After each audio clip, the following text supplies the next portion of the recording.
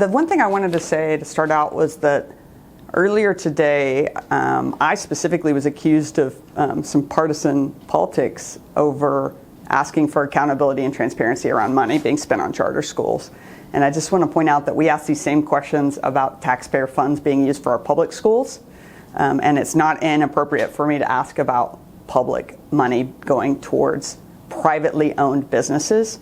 And so I just want to emphasize that we're trying to put people over politics. If Democrats were in charge, I'd have the same questions about how we're using taxpayer money, and not specifically about the charter school bill loaning public money to potentially private entities for improvements to their buildings concerns me. Today, 2 bills were laid over with the state question on property tax and the election dates for the Medicaid and JMC state question. Pro Tem Paxton said he doesn't have the votes yet. Where do Democrats sit? I mean, are you guys still firmly no on both of those state questions? I mean, we've been no. I hope we stay no. I don't see us negotiating on that. That's pretty strongly in our pillars in terms of issues that we're concerned about. And Democrats and the Freedom Caucus were kind of united on some of these votes. Have you talked with Freedom Caucus members if they're still firm no? Yeah, I can't speak for them. I know that there have been different people trying to talk with them, so I don't know how that's going. I mean, I would say there's not a free flow of information between us, just occasional kibitzing, but I didn't get any special info today. The resolution, or I say resolution, I think it's a resolution, on the Constitutional Convention was also laid over. Yeah. The Pro Tem expressed that he thinks there's just too many things on the November ballot. Do you share that concern? I'm concerned about us writing a new constitution. I think if seeing the dysfunction we have up here around making decisions with people ahead of politics, I think us opening up the whole Constitution is pretty scary. So I have zero interest in taking up that state question. Sorry, what about just the sheer volume of state questions? Oh.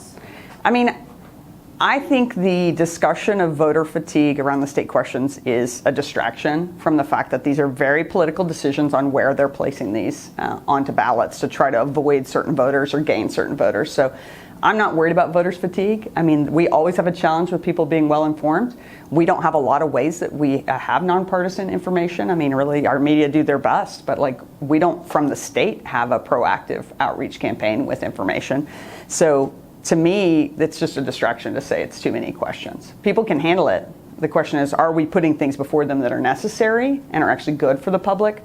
Or are we putting, a whole lot of legislative ideas that should not be on state questions? Just on that same note, though, do you feel like it's just more fair to voters in general to keep that Medicaid expansion question on November rather than move it to August? I strongly feel like the question about Medicaid should be on the November ballot. That affects the most people. It's a huge public interest. It was passed by voters all across the state. Hundreds of thousands of people signed that initiative petition. So it's undermining their will to put it on a low turnout election date, for sure. What do you think about this second attempt by to get this HB 4063, the second go at putting the Medicaid expansion state question on the ballot? How do you feel about them trying to vote on this again instead of just simply accepting the first vote? Yeah, this is more rigging the rules.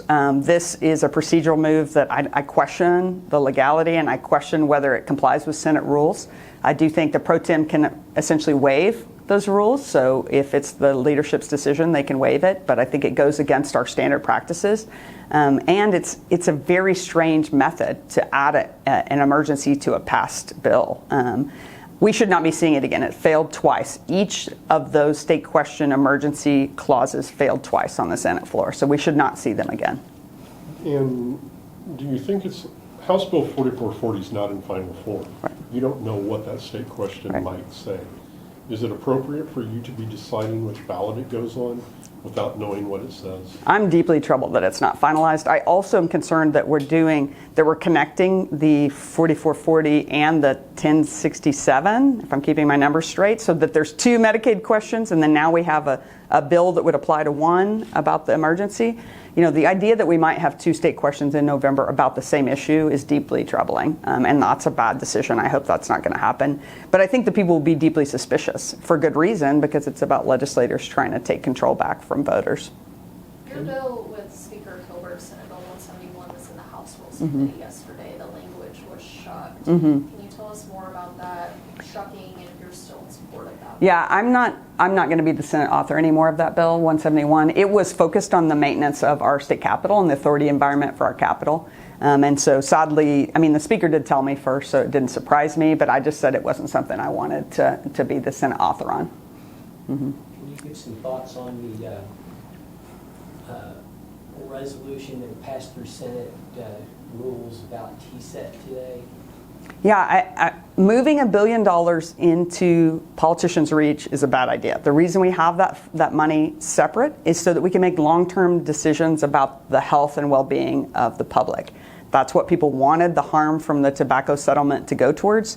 And sweeping it back in and including health and education is troubling. I think it's going to leave a whole lot of latitude for legislators to spend it on whatever they please.